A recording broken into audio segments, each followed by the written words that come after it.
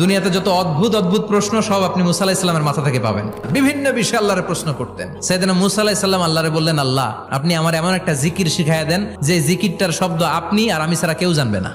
দিনে রাতে সব সময় এই জিকির আমি করব, আপনারে ডাকবো, কিন্তু শর্ত হলো এই জিকিরটা জানবে শুধু আপনি আর জানবো শুধু আমি। আল্লাহ বললেন, মুসা পড়ো লা ইলাহা ইল্লাল্লাহ।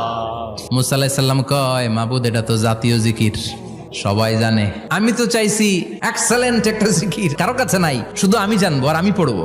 আল্লাহ বললেন, মুসা এই লা ইলাহাকে যদি এক পাল্লায় রেখে দাও, তাম বিশ্ব, 7 আকাশ 7 জমিনটারে তুলে যদি তুমি আরেক পাল্লায় রেখে দাও, লা রাজাহাত কাফাতু লা ইলাহা ইল্লাল্লাহ, মুহূর্তের মধ্যে লা ইলাহার পাল্লা ভারী হয়ে যাবে। ও মুসা, তুমি যতই এক্সক্লুসিভ জিকির চাও, লা ইলাহার চেয়ে দামি জিকির আমার কাছে নাই।